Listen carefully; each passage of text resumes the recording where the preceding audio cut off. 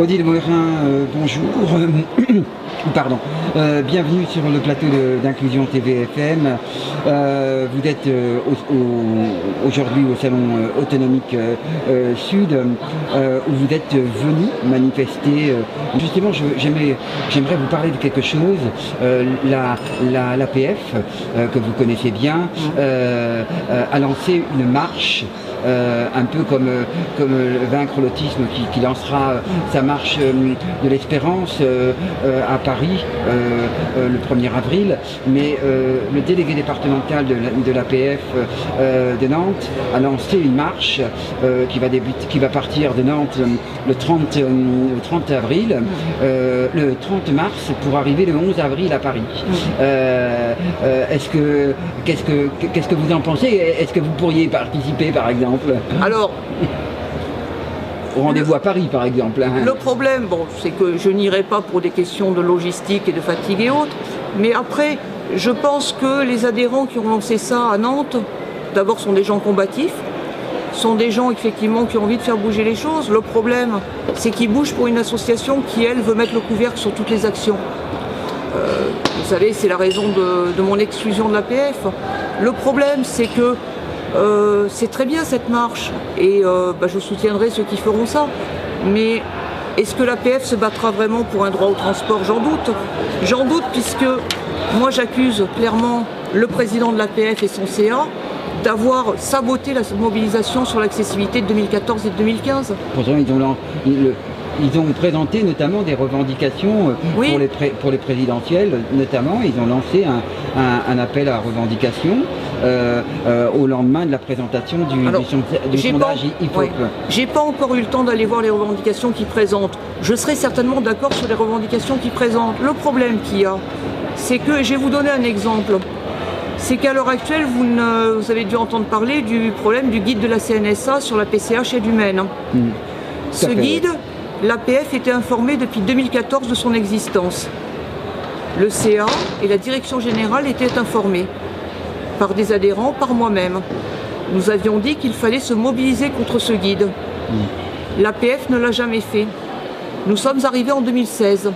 En 2016, c'est la coordination handicap autonomie, dont Andy Social est administrateur, qui s'est mobilisée sur cette question. C'est Yves Mallet, un des administrateurs, qui a vraiment pris ce combat à cœur et qui a, avec nos camarades de la coordination handicap autonomie, interpellé la CNSA pour dire, écoutez, ce guide, parce que la CNSA avait l'intention de le sortir, il est hors de question qu'il sorte comme ça. Pourquoi? Parce que ce guide, déjà, il faut savoir que la loi de 2005 était bien faite sur le handicap. Par contre, le problème, c'est que les textes réglementaires qui sont venus après, qui ont été faits non pas par les parlementaires, mais par la haute administration, ces textes réglementaires déjà restreignaient le champ de la PCH. C'est un peu ce qui s'est passé avec la loi de 75, de toute façon. Mais la loi de 75, il n'y avait même pas eu de décret d'application, donc c'était encore mieux. Décret d'application. 75%, je crois. 75% des décrets d'application qui n'étaient pas sortis. En 2005, au moment de la réforme, n'avaient pas été sortis. Ben voilà. Donc avec la loi de 2005, on a sorti des décrets, mais des décrets qui restreignaient la portée de la loi de 2005. À l'époque, les associations n'ont pas réagi parce que je pense qu'on pensait que ça allait s'améliorer. Le problème, c'est que ça ne s'est pas amélioré. Et le problème aujourd'hui, c'est qu'avec l'excuse de la crise économique, parce que ça aussi, on pourrait en dire pas mal, parce qu'on trouve de l'argent pour certaines choses et pas pour d'autres, mais en tout cas, avec l'excuse de la crise économique, les départements veulent réduire la voilure. Et comment ils réduisent la voilure? Ils s'attaquent aux allocations de solidarité. Ils s'attaquent aux allocations de solidarité en disant ça coûte trop cher. Et la CNSA est en train de les aider. Et la CNSA donc est en train de sortir un guide qui n'a aucune valeur réglementaire, mais qui va être le mode d'emploi des MDPH pour attribuer la PCH, la prestation de compensation du handicap aide humaine, et qui va plus loin encore que le cadre réglementaire en restreignant davantage les droits. C'est-à-dire qu'on en était arrivé à un minutage ultra précis des actes qui en plus n'étaient pas conformes à la réglementation. Donc la CNSA a retiré le tableur Excel qui allait trop loin. Mais par contre, ils ont, sous la pression de l'achat, parce qu'il faut savoir que l'APF est restée plus que silencieuse dans cette affaire, et on peut quand même s'interroger sur le fait qu'elle a été silencieuse. Enfin, moi je suis furieux, je ne comprends pas comment on peut prétendre défendre les personnes handicapées, présenter une plateforme pour les élections présidentielles, et de l'autre, pactiser avec la CNSA pour réduire les droits des personnes. Donc, la CHA a obtenu que le minuteur soit retiré, mais nous avons produit une contribution sur une nouvelle version que la CNSA a produite, parce qu'il y avait encore des choses à corriger. Et la CNSA avait dit le 27 janvier, à l'occasion d'une rencontre avec toutes les associations à laquelle l'achat a participé, que à partir des remarques remontées, elle produirait une nouvelle version, que cette version serait transmise aux associations pour validation.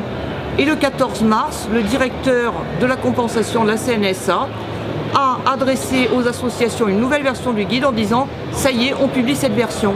Et le problème, c'est que cette version, elle est toujours encore plus restrictive que le cadre réglementaire. Donc même si elle est illégale, le problème, c'est que les gens ne connaissent pas leurs droits. Donc comment ils vont pouvoir contester ce que les MDPH vont appliquer avec plaisir? Parce que la majorité des MDPH, qu'est-ce qu'elles cherchent à faire? Des économies. Et elles le font sur ceux qui sont les plus faciles à faire, sur lesquels il est plus facile de faire des économies. Et donc, le problème, c'est que l'APF ne dit mot là-dessus.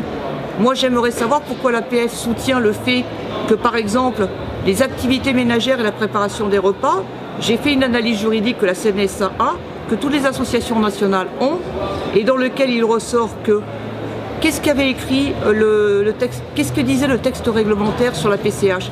Il disait qu'effectivement que les activités ménagères et la préparation des repas étaient exclues, mais la phrase ne se terminait pas là. Non, c'est ce qu'on avait. Lorsque l'activité peut être prise en charge à un autre titre. Voilà, c'est ce que nous avions dit sur France Handicap Info.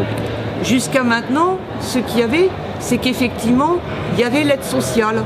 C'était pas idéal parce que c'est remboursable sur succession, parce que c'est remboursable sur retour à meilleur fortune, mais les pouvoirs publics pouvaient toujours dire oui, mais vous pouvez payer l'aide ménagère avec l'aide sociale. Le problème, c'est que maintenant, le plafond de l'aide sociale est devenu inférieur à celui de l'AH. Donc ça veut dire que l'aide sociale n'est plus accessible aux personnes handicapées. Donc ça veut dire, si on comprend bien le français, si on le lit et le comprend comme une langue maternelle, tout à fait. Ça veut dire que la PCH doit prendre en compte les activités ménagères, la préparation des repas. Moi, je m'attendais à ce que l'APF, qui a toujours dit il faut qu'il y ait des moyens de prendre en charge ces activités, c'est honteux que ce ne soit pas fait, je m'attendais à ce que l'APF pourtant, c'est ce qu'il revendique. Saisisse. Il revendique le président de l'APF. Pourquoi ils se taisent là-dessus? Pourquoi est-ce qu'ils laissent la CNSA sortir un guide qui n'est pas conforme à la réglementation, qui restreint nos droits? Il faudrait savoir.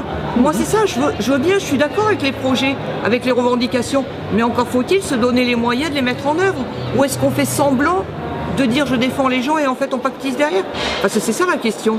Non, bien sûr. Mais juste ça sera peut-être une question que je n'hésiterai pas à poser au président de l'APF. Mais posez-le, mais je ne suis pas sûr qu'il vous répondra. Tout à fait. Le 11 avril, parce que je serai à Paris le 11 avril. Vous pourrez lui demander qu'est-ce que vous faites pour que la PCH puisse financer dès aujourd'hui les activités ménagères et la préparation des repas, puisque le cadre réglementaire le permet. Eh bien écoutez...